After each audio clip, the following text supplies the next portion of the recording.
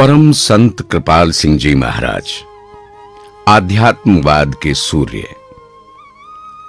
जन्म मरण दोहू में नाही, जन पर उपकारी आए।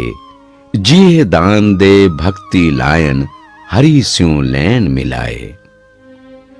गुरबाणी की ये पंक्तियां हुजूरे पुरनूर परम संत कृपाल सिंह जी महाराज जैसे महापुरुष पर बिल्कुल सही उतरती हैं कि ऐसे महापुरुष जन्म मरण के चक्र से खुद तो आजाद होते हैं और हम आत्माओं को भी, जो कि प्रभु से बिछुड़कर जन्म मरण के चक्र में फंसी हुई हैं, उन्हें अपनी तवज्जो का उभार देकर और इस शरीर से ऊपर लाकर ना सिर्फ उस प्रभु सत्ता से जोड़ते हैं, बल्कि इसी जन्म में पिता परमेश्वर में लीन करा देते हैं, ताकि हम भी कभी ना खत्म होने वाले इस चक्र से हमेशा हमेशा के लिए आजाद हो सकें।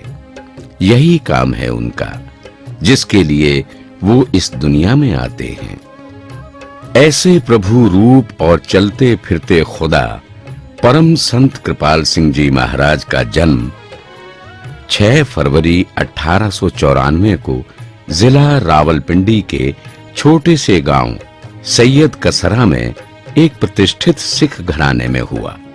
उनके पिताजी का नाम सरदार हुक्म सिंह साहब एवं उनकी माताजी का नाम गुलाब देवी था, जिनके घर प्रभु के हुक्म से ये शरीर धारण करके एक पुष्प के रूप में दुनिया में आए, जिसकी खुशबू से इस धरती की 10 दिशाएं महक उठीं।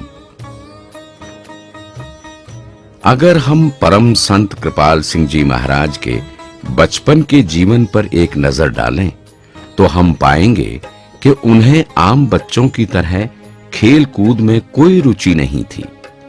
उनके सभी साथी खेल रहे होते और ये एकांत में जाकर ध्यान में लीन हो जाते। कोई इसके बारे में उनसे पूछता तो वे कहते कि मुझे अपने अंतर में दिव्य मंडलों के नजारे दिखाई देते हैं। इससे ये बात स्पष्ट हो जाती है कि संत धुरधाम से बने बनाए आते हैं, बनाए नहीं जाते। जिन्हें आगे चलकर कोई बड़ा कार्य करना होता है, उनके लक्षण बचपन में ही झलकने लगते हैं। परम संत कृपाल सिंह जी महाराज की शुरू से ही अध्ययन में रुचि थी।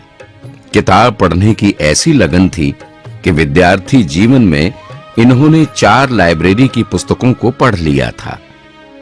एक बार इनके स्कूल में एक पादरी ने सभी बच्चों से पूछा कि आप सब किस लिए शिक्षा प्राप्त कर रहे हो।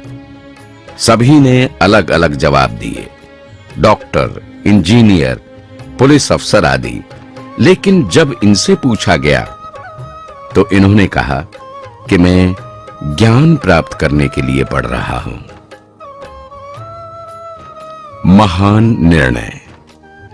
परमात्मा पहले और दुनिया बाद में।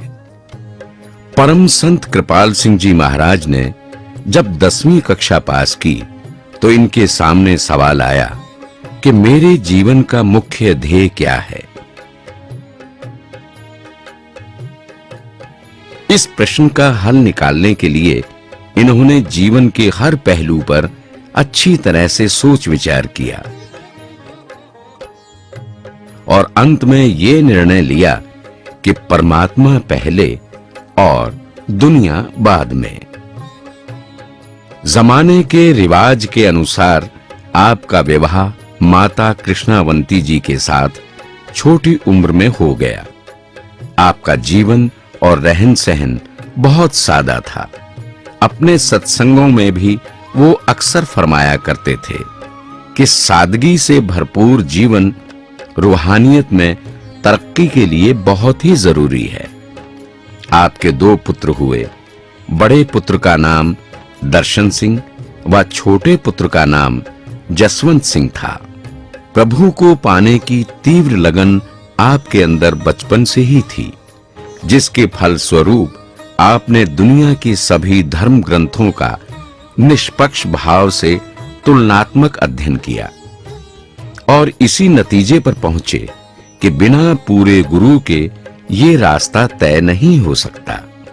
आपकी यही जिज्ञासा आपको अनेक संत महात्माओं, ऋषि मुनियों, योगियों और सूफी फकीरों के पास ले गई, लेकिन इनमें से कोई भी आपको अंतर का अनुभव न दे सका।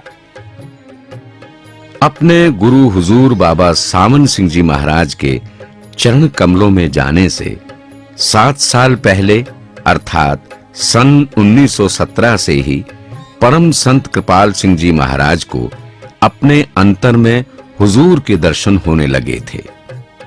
वे खुद अपने सत्संगों में इस बारे में फरमाते थे, मैं ये समझता था कि ये दिव्य स्वरूप गुरु नानक साहब का है। सन 1924 में हुजूर बाबा सामन सिंह जी महाराज से जब परम संत कृपाल सिंह जी महाराज की मुलाकात हुई तो इन्होंने फरमाया कि हुजूर अपने चरणों में लाने में इतनी देर क्यों की? तो उन्होंने उत्तर दिया कि यही उचित समय था मुलाकात का।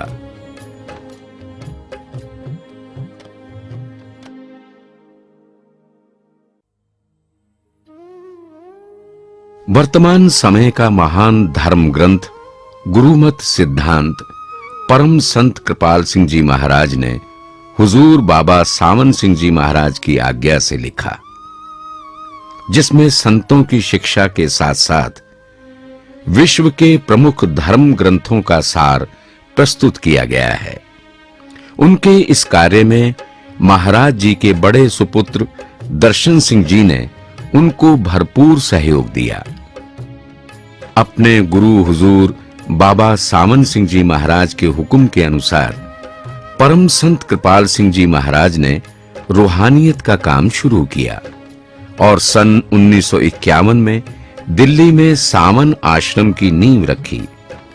इस सेवा कार्य में उन्होंने खुद अपने सिर पर मिट्टी की टोकरी उठाकर संगत के सामने निष्काम सेवा का अनोखा उदाहरण पेश किया।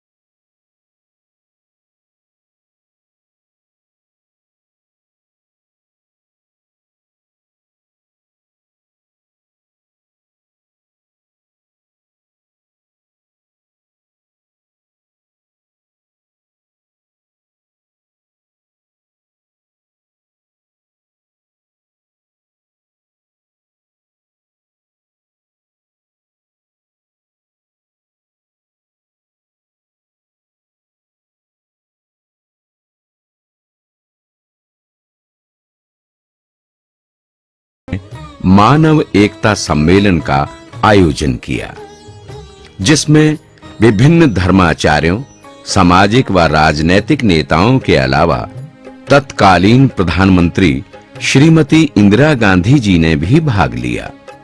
अपने संदेश में उन्होंने कहा कि सम्राट अशोक के बाद ये पहला समागम है जहां पूरी मानवता इंसानियत के नाम पर इकट्ठी हुई है। इस सम्मेलन में विश्व के अनेक देशों के लगभग 600 प्रतिनिधियों के साथ-साथ देश भर से आए हजारों लोगों ने भाग लिया।